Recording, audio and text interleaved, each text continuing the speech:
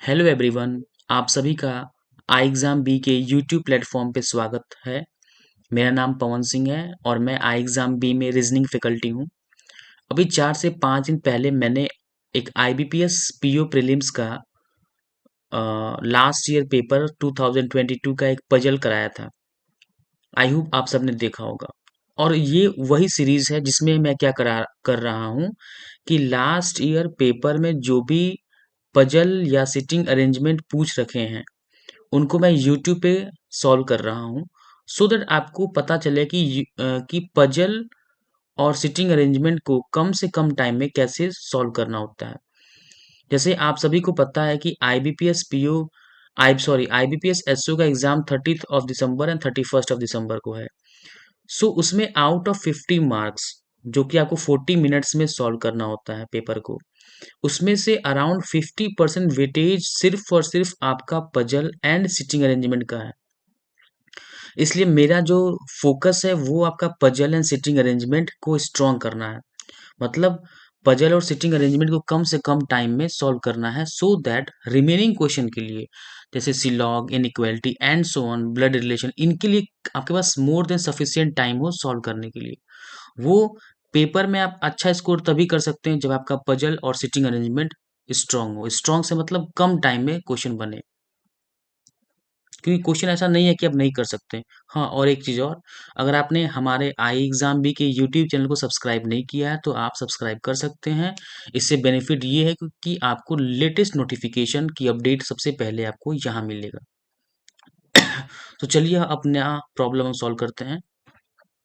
So basically ये एक puzzle है जो कि last year IBPS SO prelims में पूछा गया था।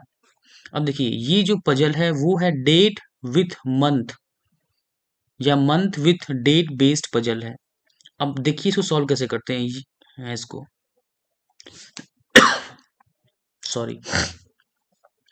इसमें क्या कह रहा है कि 8 फ्रेंड्स हैं जिनका नाम है गरिमा, तानिया एंड सो ऑन, जिनका जन्म हो रहा है लेकिन हाँ, जन्म हो रहा है उनका जनवरी, अप्रैल एंड सो ऑन 4 मंथ में, एंड 2 डिफरेंट डेट्स को हो रहा है, that is 13th and 27th।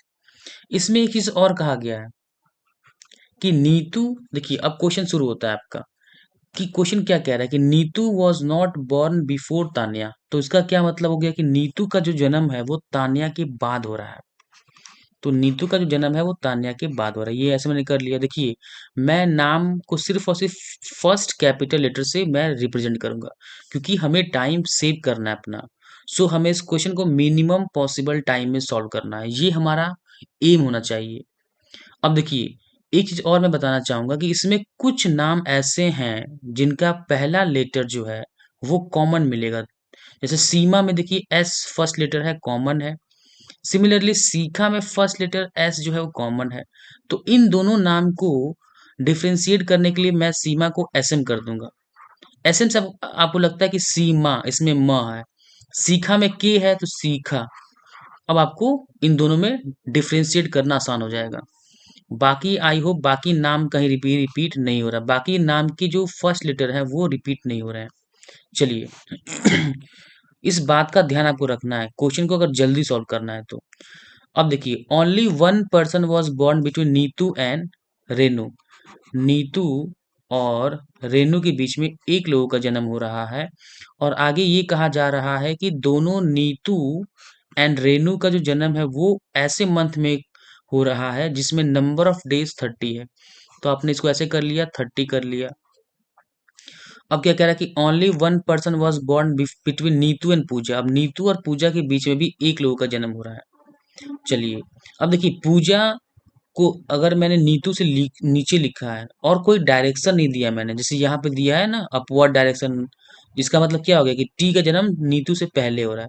तो इसका मतलब ये नहीं है कि नीतू से नीचे पूजा है, पूजा नीतू से ऊपर भी हो सकती है, नीतू से नीचे कहीं हो सकती है। हमें सिर्फ एक चीज का पता है यहाँ पे कि नीतू और पूजा के बीच में सिर्फ और सिर्फ एक लोगों का जन्म हो रहा है। इस फ्लोचार्ट से सिर्फ इतना इंफॉर्मेशन हमें मिल रहा है। अब आगे हम बढ़ते हैं। ये हो गया only one person was born between Neetu and Pooja, यहाँ तक हो गया हमारा। अब क्या कह रहा है आगे कि 3 persons were born between Seema and Sikha. Seema और सीखा के बीच में 3 लोगों का जन्म हो रहा है। ठीक। अब क्या कह रहा है कि नीदर सीमा नॉर सीखा वॉर बर्न इन जून। जून में इनका जन्म नहीं हो रहा है। चलिए, Tanya was born on 27th of month, मतलब तान्या जो है, यही लिख देते हैं, तान्या जो है वो आपका 27th ऑफ, मतलब 27th डेट को जन्म हो रहा है।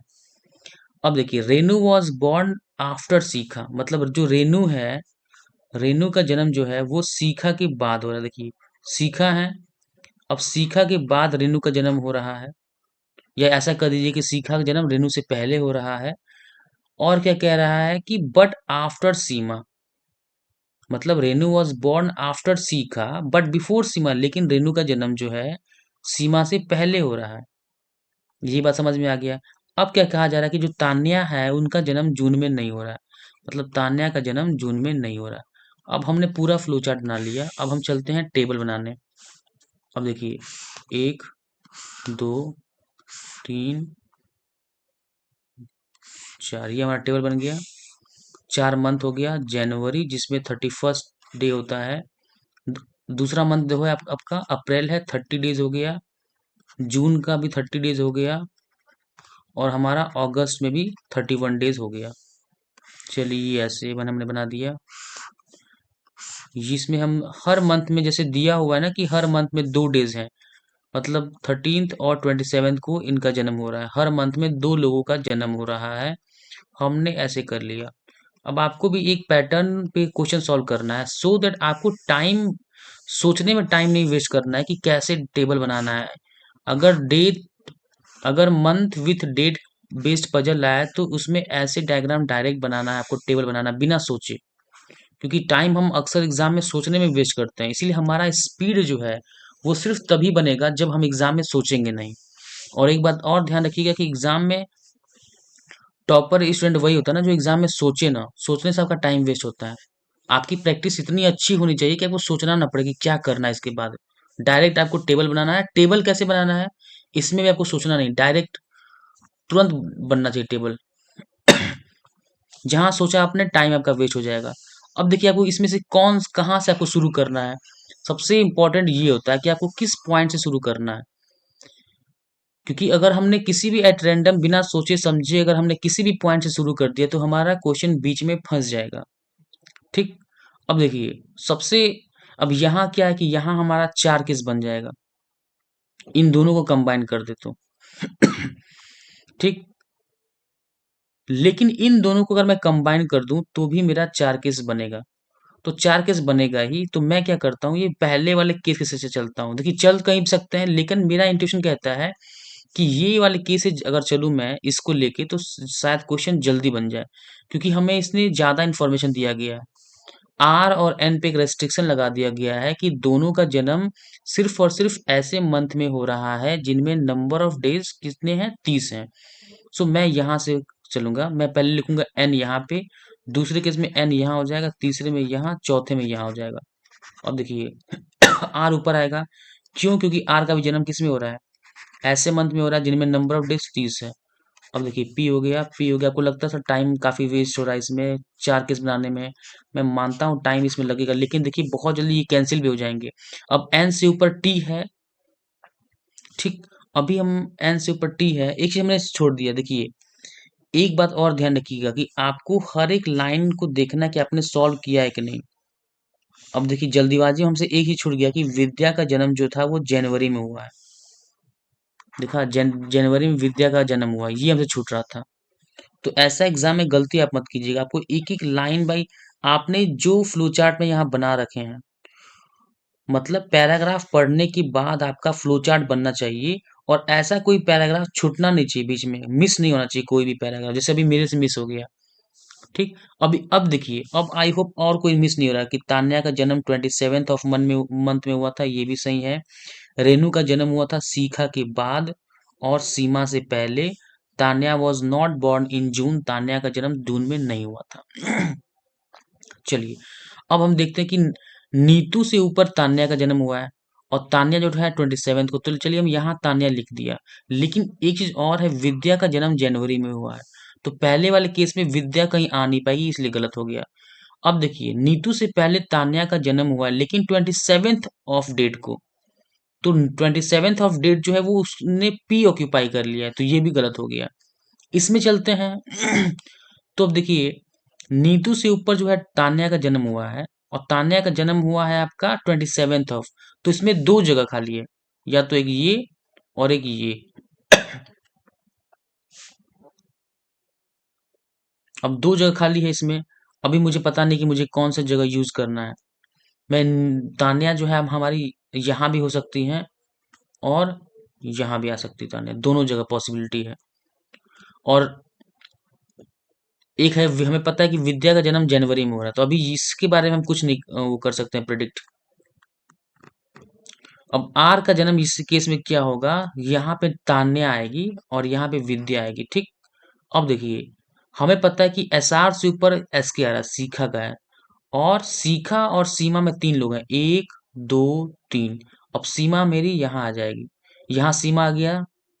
अब एक आदमी बच जा रहा है, वो कौन है आपका, अ, तान्या, सीमा, सीखा, गरिमा बच गई, तो गरिमा यहाँ आ जाएंगी। चलिए, अब हमें ये चीज तो पता लग गया कि ये जो केस है फोर्थ केस, ये हमारा आंसर है।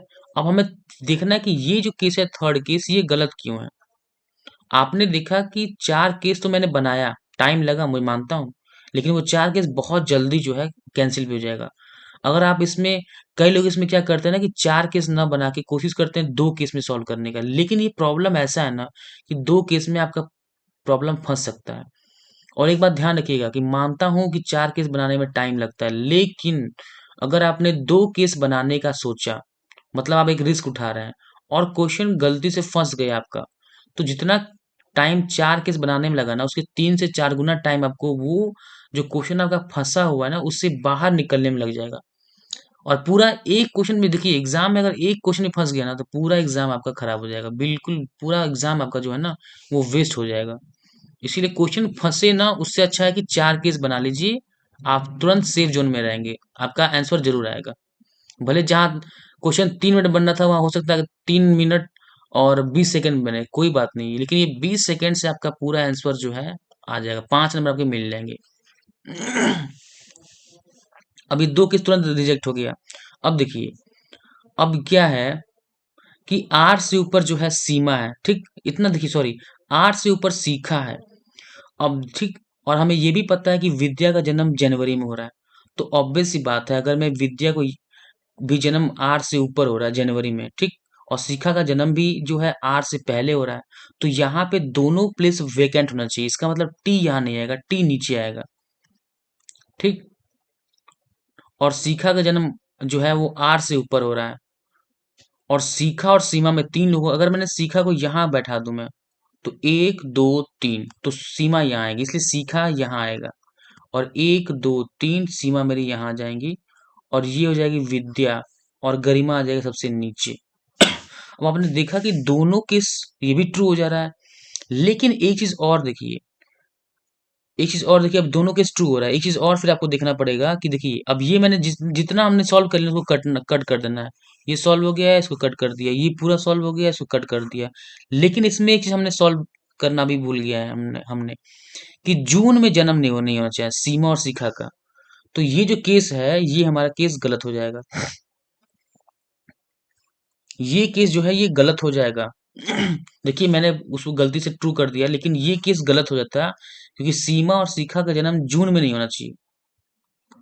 अब देखिए, आपसे भी ऐसे गलती हो सकता है, इसीलिए मैंने क्या किया कि थर्ड केस को चेक किया, मैंने इसको आंसर नहीं एज्यूम किया। एग्जाम में जो प्रेशर होता है ना, यही प्रेशर होता है कि मैंने यहाँ सीखा लिखा, सीमा लिख दिया, लेकिन मैंने मेरे ध्यान से हट गया कि सीमा का जन्म जून में नहीं हो सकता। लेकिन मैंने